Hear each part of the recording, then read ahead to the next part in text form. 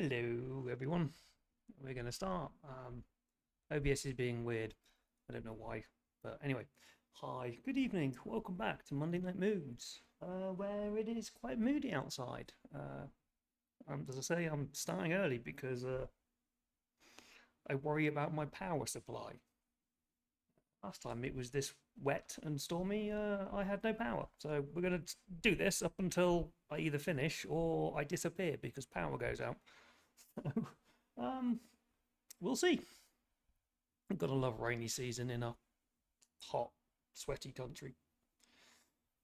Anyway, so yeah, we're back today, back this evening with uh, Dante Alighieri's Hell or the Inferno from the Divine Comedy. We shall be reading 5, maybe 6 cantos today. I've discovered I've got 3 more Mondays left before I go on holiday for 2 weeks. If I do a few more, I can get it all done before I go on holiday. There are 33 and we are on 16. So I think I can get it all through. I think I can get through all of it before I disappear off to New Orleans and then up to Gen Con. So that should be fun. But yeah, we'll just get straight on with it in case everything just suddenly disappears, because it's very pretty. It's very, very lightningy, like every 10 seconds or so. But I do worry because the number of power outs we have here is many. Anyway, sit back, grab yourself a drink. Today I've just got water because I'm boring and it's a Monday. And enjoy the poetry. It's technically a poem. So, Canto 16. Sounds like there's a drill going on outside, sorry. Anyway, Canto 16. Now came I where the water's din was heard, as down it fell into the other round, resounding like the hum of swarming bees. When forth together issued from a troop that passed beneath the fierce tormenting storm 3 spirits running swift. They towards us came, and each one cried aloud, "Oh, do thou stay? Whom by the fashion of thy garb we deem to be some inmate of our evil land. Ah, me, what wounds I marked upon their limbs, recent and old, inflicted by the flames. Even the remembrance of them grieves me yet." Attentive to their cry, my teacher paused, and turned to me his visage, and then spake. "Wait now, our courtesy these merit well. And were't not for the nature of the place, whence glide thy fiery darts, I should have said that haste had better suited thee than them." When we stopped, resumed their ancient wail, and as soon as they had reached us, for all 3 whirled round together in one restless wheel. As naked champions smeared with slippery oil, are wont intent to watch their place of hold and vantage, ere in closest strife they meet. Thus each one, as he wheeled his countenance at me directed, so that opposite the neck moved ever to the twinkling feet. If misery of this drear wilderness thus one began, added to our sad cheer and destitute, do call forth scorn on us and our entreaties. Let our great renown incline thee to inform us who thou art, that dost imprint with living feet unharmed the soil of hell. He in whose track thou seest my steps pursuing, naked though he be, and reft of all, was more high estate than thou believest, grandchild of the chaste Guadalajara, Gualdrada, him they Guadguera called, who in his lifetime many a noble act achieved, both by his wisdom and his sword. The other, next to me that beats the sand, in Aldobrandi, name deserving well in the upper world of honour, and myself who in this torment do partake with them, and Rustici, who, past doubt, my wife of savage temper, more than aught beside, hath to his evil brought. If from the fire I had been sheltered down amidst them straight, I then had cast me, nor my guide I deem, would have restrained my going. But that fear of the dire burning vanquished the desire, which had made me eager of their wished embrace. I then began, not scorn, but grief much more, such as long time alone can cure, your doom fixed deep within me soon as this my lord spake words, whose tenure taught me to expect that such a race as ye are was at hand. I am a countryman of yours, who still affectionate have uttered, have heard your deeds and names renowned. Leaving the goal for the sweet fruit I go. That a sure guide hath promised to me behooves that far as to the centre first I downward tend. So may long space thy spirit guide thy limbs, he answers straight returned, and so thy fame shine bright. When thou art gone, as thou shalt tell, if courtesy and valour as they want dwell in our city, or have vanished clean. For one amidst us late condemned to wail, Bozier yonder walking with his peers, grieves us no little by the news he brings. An upstart multitude and sudden gains, pride and excess, O Florence, have in thee engendered, so that now in tears thou mourn'st? Thus cried I with my face upraised, and they all three, who for an answer took my words, looked at each other as man look when truth comes to their ear. If thou at other times, they all at once rejoined, so easily satisfy those who question, happy thou, gifted with words, so apt to speak thy thought. Wherefore, if thou escape this darksome clime, returning to behold the radiant stars, when thou with pleasure shalt retrace the past, see that of us thou speak among mankind. This said, they broke the circle and so swift fled, that as pinions seemed their nimble feet. Not in so short a time might one have said, Amen, as they had vanished. Straight my guide pursued his track. I followed, in small space had we passed onward, when the water's sound was now so near at hand that we had scarce heard one another's speech for the loud din. Even as the river that holds on its course, unmingled from the mount of Vesulo, on the left side of Apennine toward the east, which Aquagetta higher up they call, ere it descended into the vale. At Forli, by the name no longer known, we bellowed o'er Saint Benedict, rolled on from the Alpine summit down a precipice, where space enough to lodge 1,000 spreads. Thus downward from a craggy steep we found that this dark wave resounded, roaring loud, so that the ear its clamours soon had stunned. I had a cord that braced my girdle round, wherewith I erst had thought fast bound to take the painted leopard. This when I had all loosened from me, so my master bade, I gathered up, and stretched it forth to him. Then to the right he turned, and from the brink, standing few paces distance, cast it down into the deep abyss. And somewhat strange, thus to myself I spake, signal so strange be tokens which my guide with earnest eyes doth follow. Ah, what caution must men use with those who look not at the deed alone, but spy into the thoughts with subtle skill. Quickly shall come, he said, what I expect thine eyne discover quickly, what that whereof thy thought is dreaming.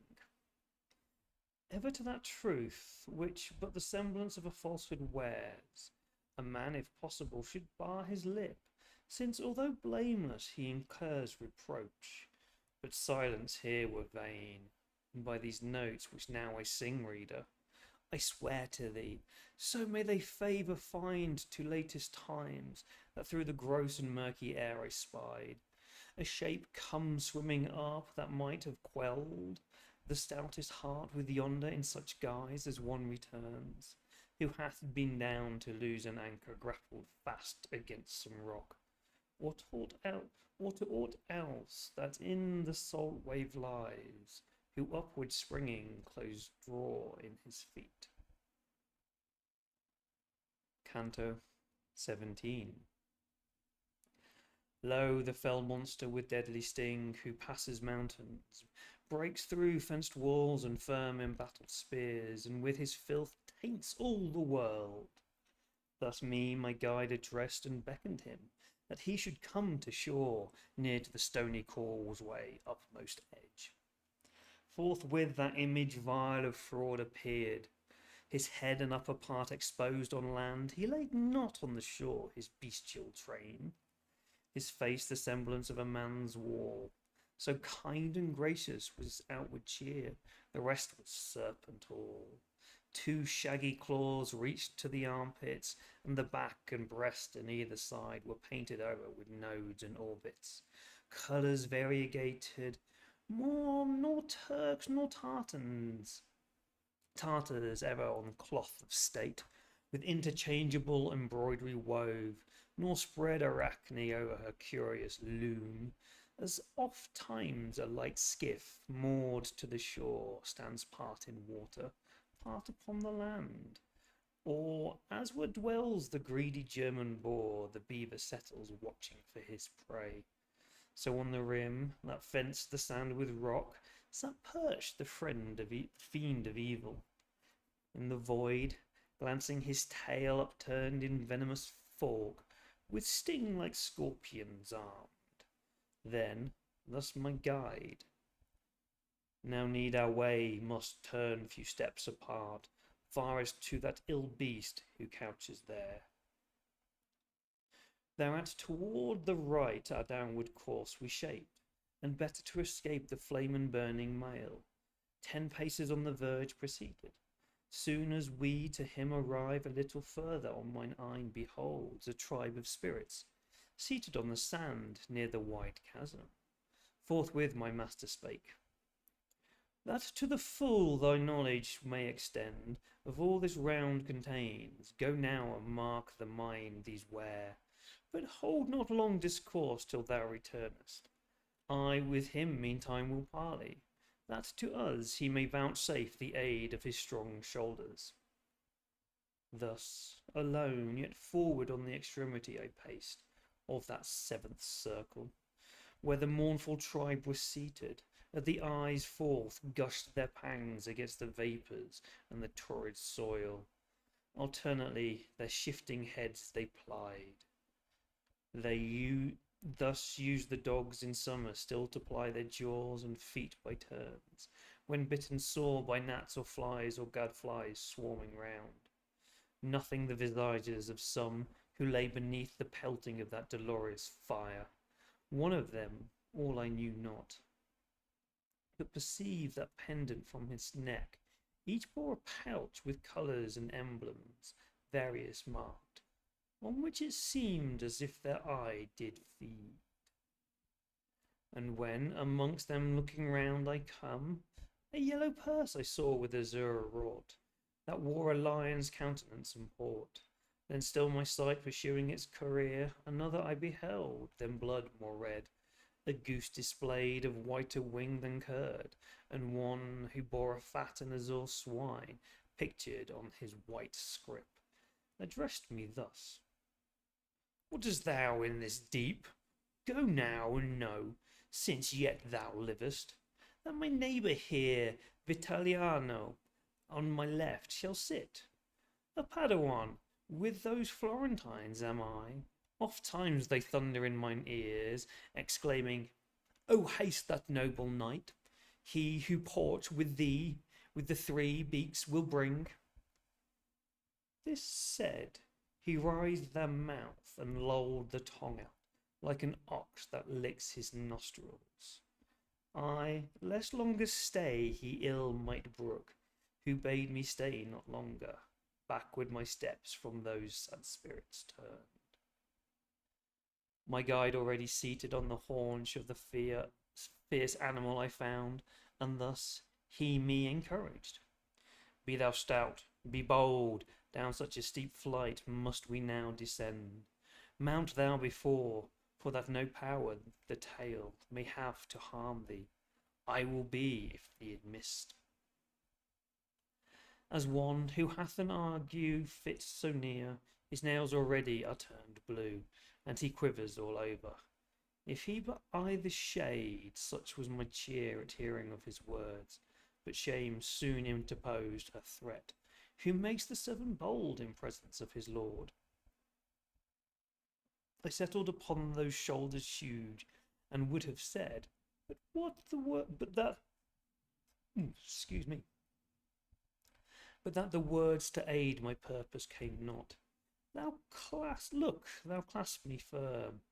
But he whose succour then not first I proved, soon as I mounted in his arms soft, embracing held me up, and thus he spake. Geryon, now move thee, be thy wheeling gyres of ample circuit easy thy descent. Think on the unusual burden thou sustainst. As a small vessel backing out from land her station quits, so thence the monster loosed. And when he felt himself at large, turned around there where the breast had been, his forked tail, thus like an eel outstretched at length, he steered, gathering the air up with retractile claws. Not greater was the deed when Phaeton the reins lets drop at random, whence high heaven, whereof signs yet appear, was wrapped in flames, nor when ill-fated Icarus perceived, by liquefaction of the scaled wax, the trusted pennons loosened from his loins, his sire exclaiming loud, "Ah, way thou keepest! Then was my dread, when round me on each part the air I viewed, and other object none, save the felled beast. His slowly sailing wheels, his downward motion, unobserved of me, but the wind rising to my face, breathes on me from below. Now on our right I heard the cataract beneath us leap, with hideous crash, whence bending down to explore, new terror I conceived as the steep plunge. For flames I saw and wailing smote mine ear, so that all trembling close I crouched my limbs, and then distinguished, unperceived before, by the dread torments that on every side drew nearer, how our downward course we wound. As falcon that hath long been on the wing, but law nor bird hath seen, while in despair the falconer cries, "Ah, me, thou stoopest to earth!" Wearied descends and swiftly down the sky, in many an orbit wheels, then lightning sits at distance from his lord in angry mood.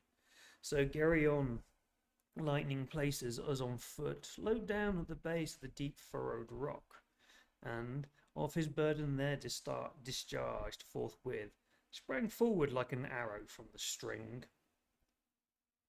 Canto 18. There is a place within the depths of hell called Melbolg, all of rock dark stained with hue ferruginous, even as the steep that round its circling winds, right in the midst of that abominable region, yawns a spacious gulf profound, whereof the frame due time shall tell, the circle that remains throughout its round. Between the gulf and base of the high craggy banks successive forms 10 trenches in its hollows bottom sunk, as were to guard the walls full of many a fosse begirds some stately castle, sure defence affording to the space within.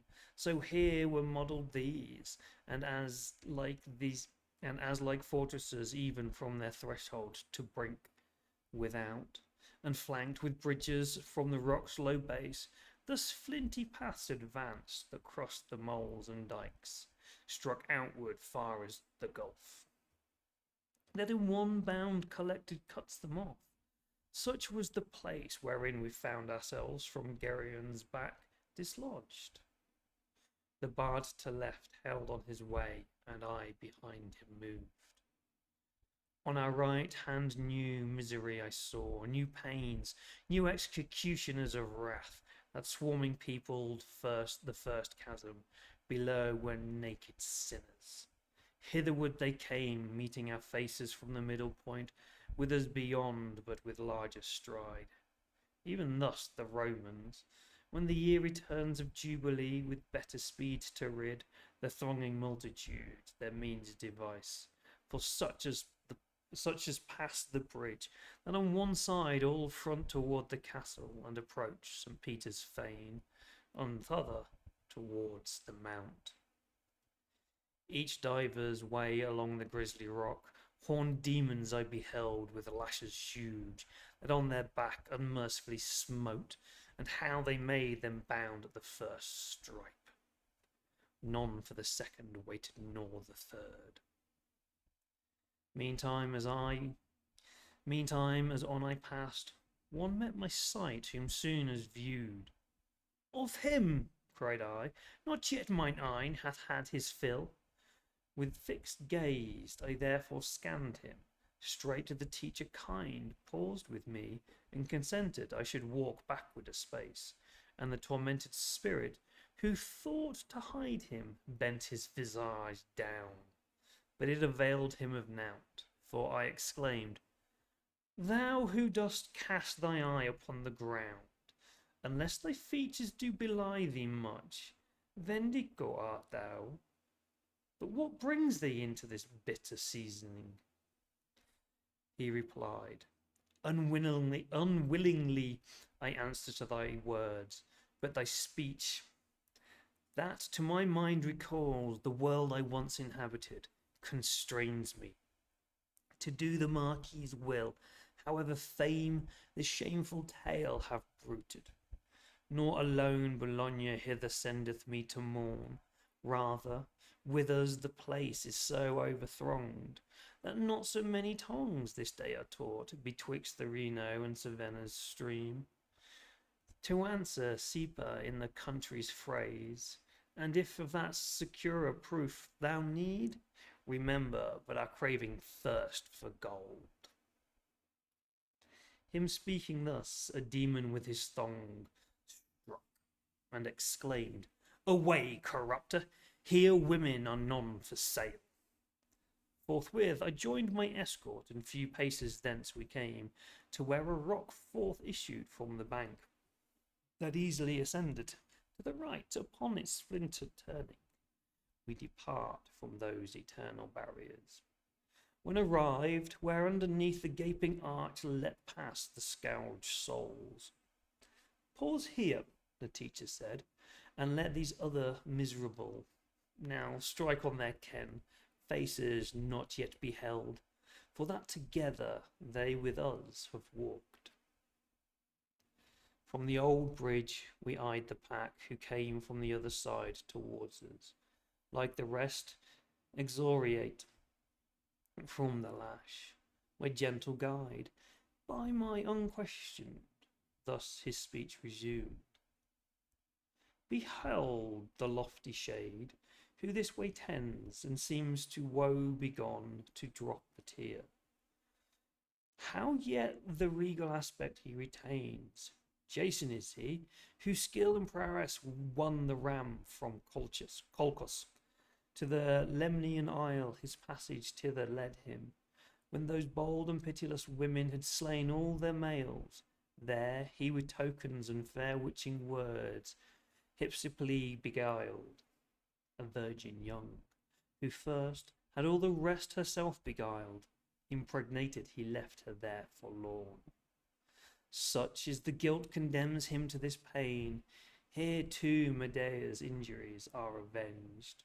All bear him company, who like deceit to have practised, and thus much to know. On the first veil suffice thee, and of those whom its keen torments urge. Now had we come where, crossing the next pier, the straitened path bestrides its shoulders to another arch. Hence in the second chasm we heard the ghosts, whose gibber in low melancholy sounds, with wide stretched nostrils snort, and of themselves smite with their palms upon the banks a scurf. From the foul steam condense, encrusting hung that sharp combat with the sight and smell. So hollow is the depth that from no part, save on the summit of the rocky span, could I distinguish aught. Thus far we came, and thence I saw within the fosse below a crowd immersed in ojor, that appeared draught of the human body.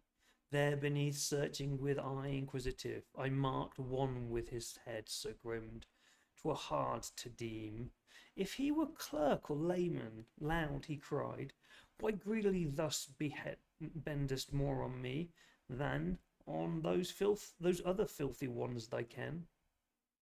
"Because if true, my memory," I replied, "I heretofore have seen thee with dry locks, and thou Alessio art of Lucca sprung. Therefore, than all the rest, I scan thee more." Then, beating on his brain, these words he spake: "Me thus low down me flatteries have sunk, wherewith I never aught could glut my tongue."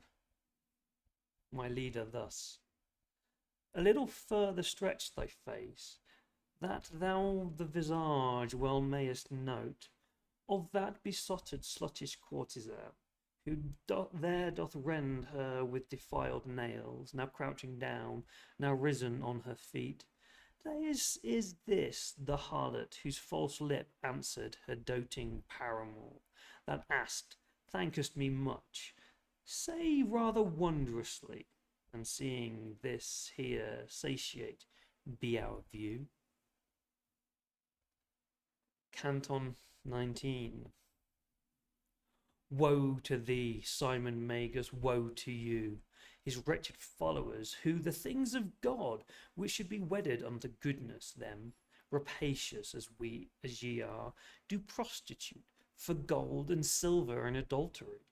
Now must the trumpet sound for you, since yours is the third chasm, and upon the following vault we now had mounted, where the rock impends directly over the centre of the fosse. Wisdom supreme, how wonderful the art which thou dost manifest in heaven, in earth, and in evil world! How just a meed allotting by thy virtue unto all! I saw a livid stone throughout the sides, and in its bottom full of apertures, all equal in their width and circular each. Nor ample less nor larger they appeared than in St. John's fair dome of my beloved, those framed to hold the purest baptismal streams, one of which I brake some few years past to save a whelming infant, and be this a seal to undeceive whoever doubts the motive of my deed. From out the mouth of every one emerged a sinner's feet, and of the legs high upward as the calf the rest beneath was hid. On either foot the soles were burning, whence the flexible joints glanced with such violent motion as had snapped asunder cords or twisted withs. As flame feeding on unctuous matter glides along the surface, scarcely touching where it moves, so here, from heel to point, glided the flames. "Master, say who is he, than all the rest glancing in fierce agony, on whom a ruddier flame doth prey?" I thus inquired. "If thou be willing," he replied, "that I carry thee down where least the slope bank falls, he of himself shall tell thee of his wrongs."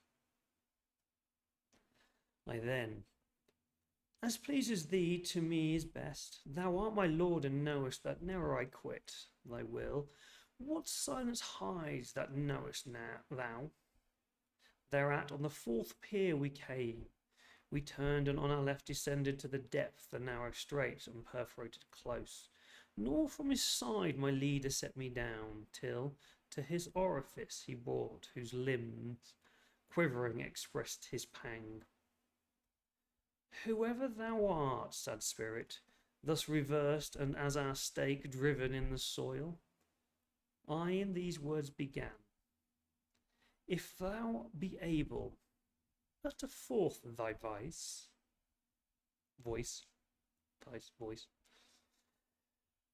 There stood I, like the friar that doth strive, a wretch for murder doomed, who even when fixed calleth him back, whence death a while delays. He shouted, Ha! Already standest there? Already standest there? O Boniface, by many a year the writhing played me false. So early dost thou sure feet with the wealth, for which thou fear'st not in guile to take the lovely lady, and then mangle her. I felt as those who, piercing not the drift of answer made them, stand as if exposed in mockery, nor know what to reply. When Virgil thus admonished, Tell him quick, I am not he whom thou believest. And I, as was enjoined me, straight replied. That heard the spirit all did wrench his feet, and sighing next in woeful accents spake.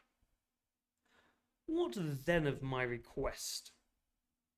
If to know so much imports thee who I am, that thou hast therefore down the bank descended, learn that in the mighty mantle I was robed, and of a she-bear was indeed the son, so eager to advance my whelps, that there my having in my purse above I stowed, and here myself. Under my head dragged the rest, my predecessors in the guilt of simony. Stretched at their length they lie along the opening in the rock. Miss them I also low shall fall, soon as he comes, for whom I took thee, when so hastily I questioned. But already longer the time hath passed, since my soul's kindled, and I thus upturned have stood, than in his doom to stand planted with fiery feet. For after him one yet of deeds more ugly shall arrive, from forth the west a shepherd without law, fated to cover both his form and mine. His new Jason shall be called, of whom in Maccabees we read, and favour such, as to that priest his king indulgence showed, shall be a Francis monarch shown to him.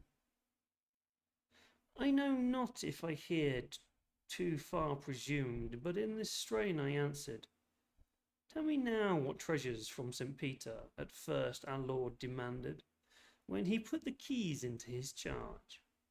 Surely he asked no more, but follow me, nor Peter, nor the rest, or gold, or silver, or Matthias took, when lots were cast upon the forfeit place of the condemned souls. Abide thou then, thy punishment of right is merited, and look thou well to get that ill-gotten coin, which against Charles thy hardihood inspired. If reverence of the keys restrained me not, which thou in happier time didst hold, I yet sever speech mighty use. Your avarice overcast the world with mourning, underfoot treading the good and raising bad men up.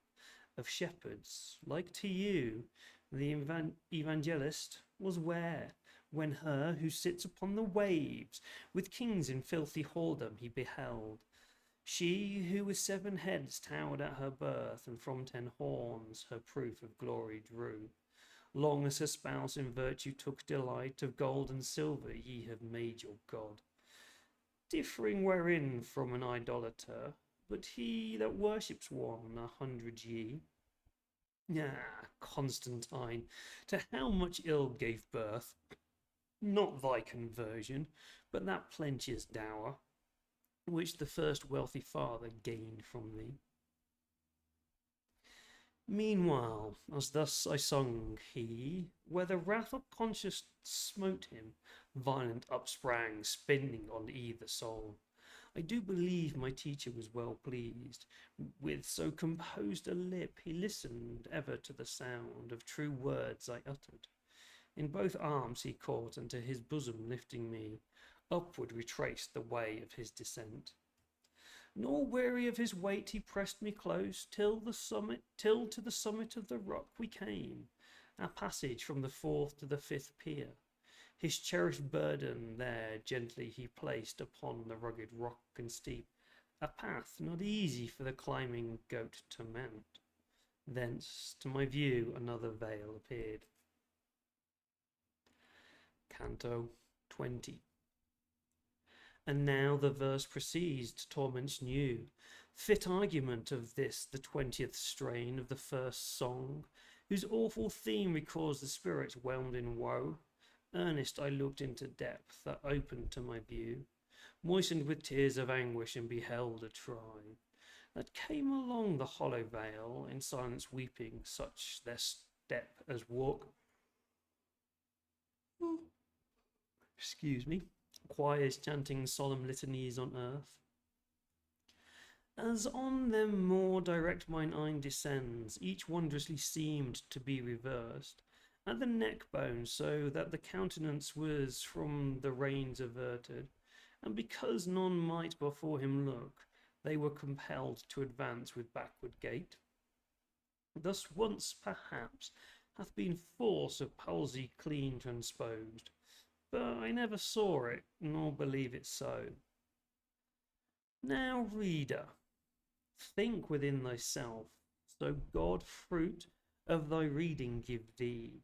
How I long could keep my visage dry when I beheld near me our form distorted in such guise, that on the hinder parts fallen from the face, that tears down streaming rolled against a rock, I leant and wept, so that my guide exclaimed, "What?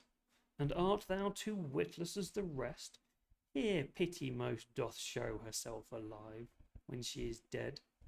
What guilt exceedeth his, who with heaven's judgment in his passion strives? Raise up thy head, raise up, and see the man before whose eyes earth gaped in Thebes, when all cried out, Amphiaraus, whither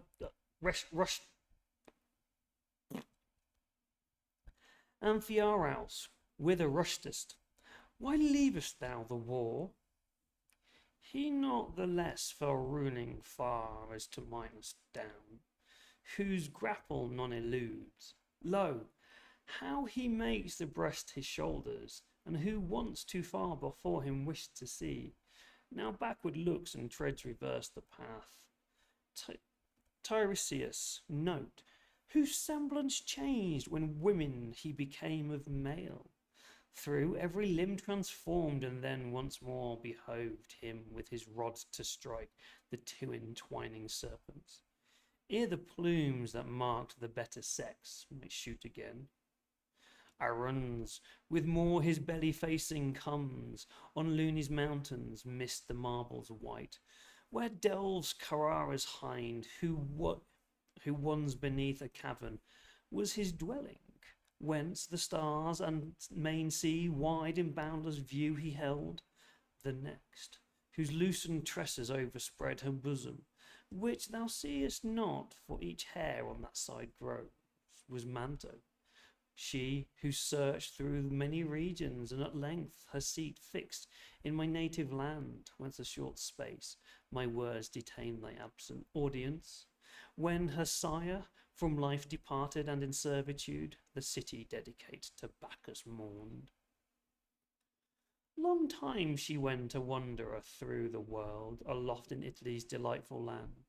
A lake there lies at foot of that proud Alp, that o'er the Tyrol locks Germania in name Benacus, who with which 1,000 royals, methinks, and more, water between the vale, Carmonica and Garda, and the height of Apennine remote. There is a spot at midway of that lake, where he who bears of Trento's flock the pastoral staff, with him of Brescia and of Veronese, might each passing that way his benediction give. A garrison of goodly sight and strong Peschiria stands, to awe with front opposed the Bergamese and the Bresciane, whence the shore more slope each way descends. There, whatsoever Benacus bosoms holds not, tumbling over downfalls and winds a river flood beneath. Through the green pastures, soon as in his course the steam makes head. Benacus then no more they call the name, but Mincius, till at last, reaching Governo into Po he falls. Not far his course hath run, when a wide flat it finds, which overstretching as a marsh it covers, pestilence in summer oft. Hence journeying the savage maiden saw, mist of the fen of territory waste, and naked of inhabitants, to shun all humans converse. Here she with her slaves plying her arts remained, and lived and left her body tentless. Thenceforth the tribes assembled, for Act's strength was great, enclosed on all parts by fen, and those dead bones they reared themselves a city. For her sake, calling it Mantua, who first chose the spot, nor asked another omen for the name, wherein more numerous the people dwelt, ere Casalodi's madness by deceit was wronged of Pinamonte. If thou hear henceforth another origin assigned of that my country, I forewarn thee now, that falsehood none beguile thee of the truth. I answered, Teacher, I conclude thy words so certain, that all else shall be to me as embers lacking life. But now of these who here proceed, instruct me, if thou see any that merit more especial note, and therein my mind alone intent. He straight replied, That spirit from whose cheek the beard sweeps over his shoulders brown. What time, Gracia, it was emptied of her males, that scarce the cradles were supplied, the seer was he in Aulis, who with Calchas gave the sign, when first to cut the cable. Him they named Eurypylus. So sings in my tragic strain, in which majestic measure well thou knowest, who knowest it all. That other round the loin, so slender of his shape, was Michael Scott, practised in every sleight of magic wile. Guido Bonatti, see, Ascendente Mark, who now were willing he had tended still, the thread and cord wane, and too late repents. See next the wretches who the needle left, the subtle and the spindle, and became diviners.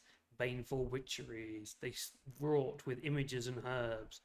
But onward now, for now doth Cain with fork of thorns confine, on either hemisphere touching the wave. Beneath the towers of Seville, yesternight the moon was round. Thou mayest remember well, for she good service did thee in the gloom of the deep wood. This said, both onward moved. Canto 21. Thus we from bridge to bridge with others talk, the which my drama cares not to rehearse, passed on, and to the summit reached stood to the view another gap within the ground of Melbolg, other bootless pangs. Marvellous darkness shadowed over the place. In the Venetians' arsenal as boils, through wintry months tenacious pitch, to smear their unsound vessels for the inclement time. Seafaring men restrained, and in that while his bark one builds anew. Another stops, the rib of his, that hath made many a voyage. One hammers at the prow, one at the poop. This shapeth oars, that other cables twirls. The mizzen one repairs, and mainsail rent. So not by force of fire, but art divine, boiled here a gluttonous thick mass, that round limed all the shore beneath. I that beheld, but therein naught distinguished, save the urge raised by the boiling, in one mighty swell, heave, and by turns subsiding the fall.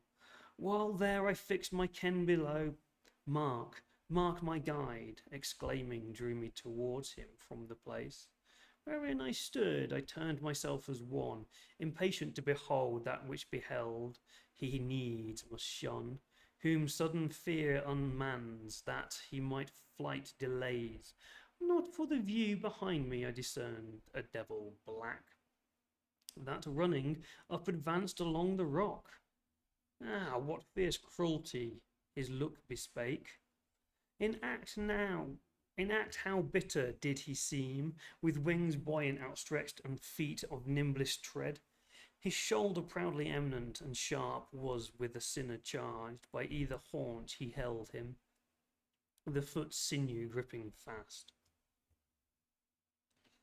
Ye of our bridge, he cried, keen-taloned fiends, lo, one of Santa Zita's elders, him whelm ye beneath, while I return for more, that land hath store of much.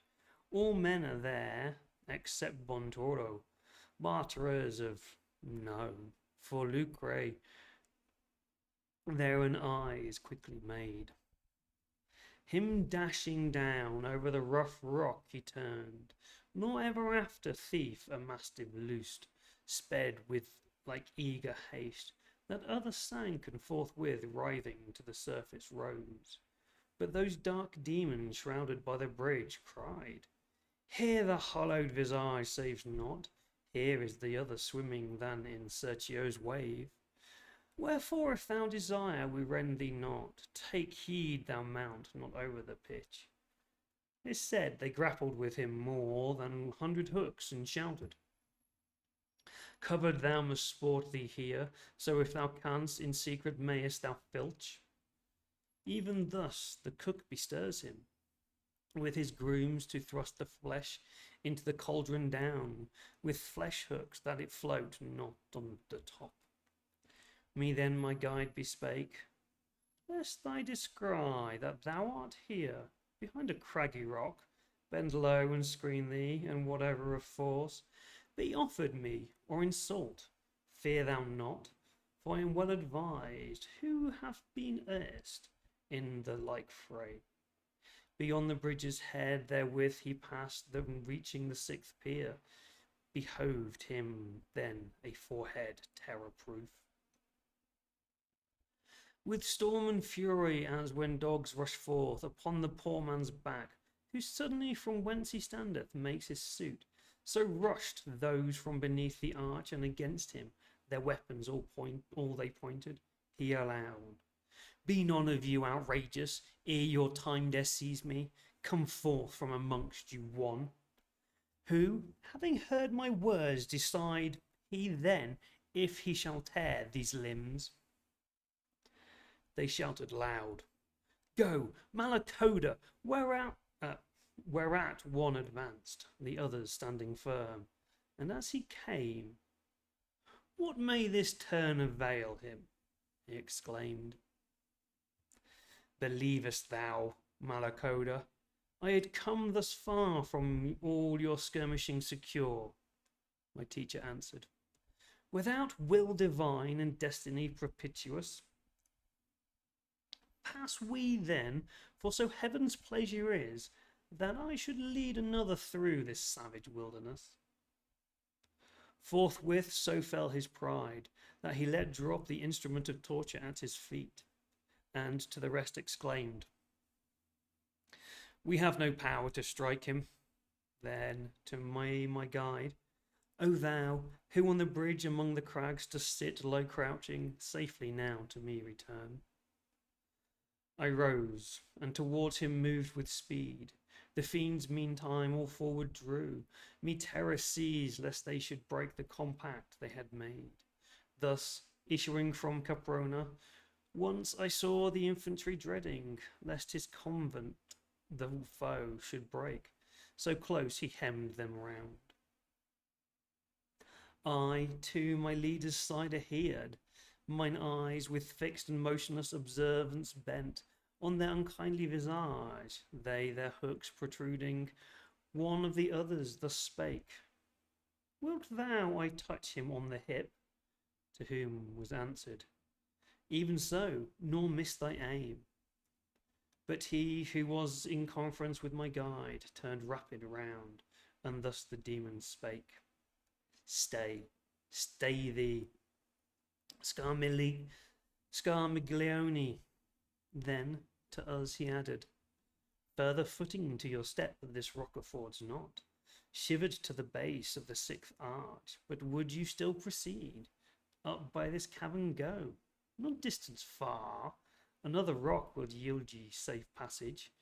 Yesterday, later by 5 hours than now, 1200 threescore years and 6 had filled the circuit of their course.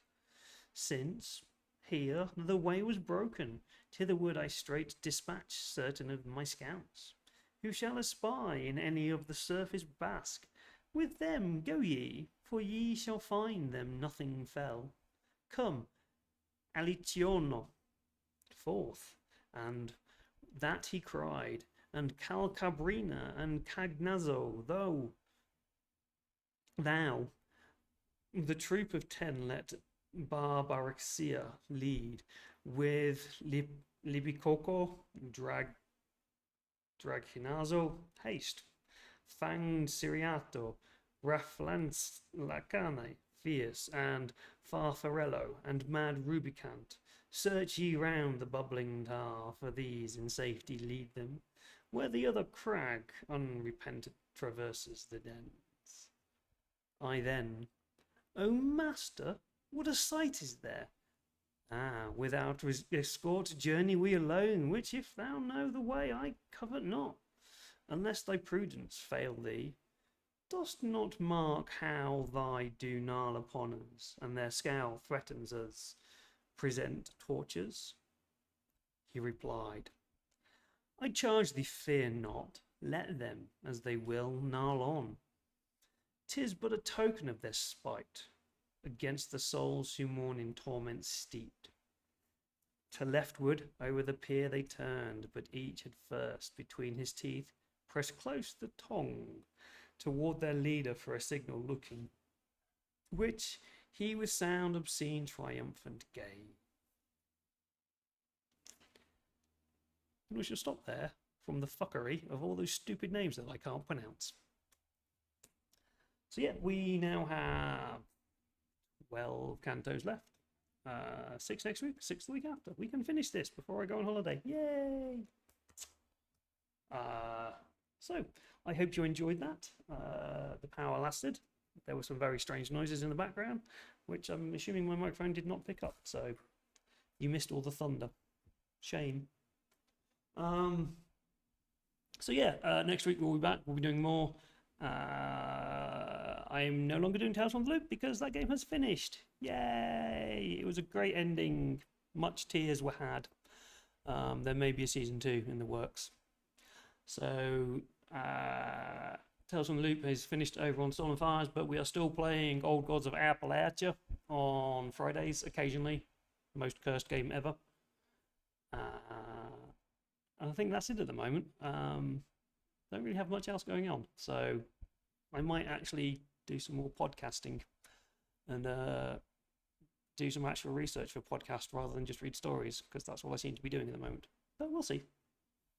So yeah, there are a few more cantos. We'll finish off Hell, the Inferno, Hell or the Inferno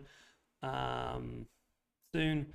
Then I'll probably do Purgatory, and then I'm not reading Heaven because Heaven is god awful and really boring. After that, don't know yet. Not thought about it. Maybe the Iliad, because that's long. But we'll see. So yeah, I hope you enjoyed that. All the notes and everything will be in the show notes on YouTube. So if you're watching that, you can find the link to where I'm reading this and where I got it from, and all my social media links where I don't post anything.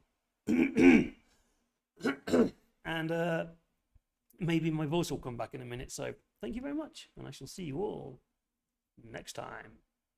Bye bye for now.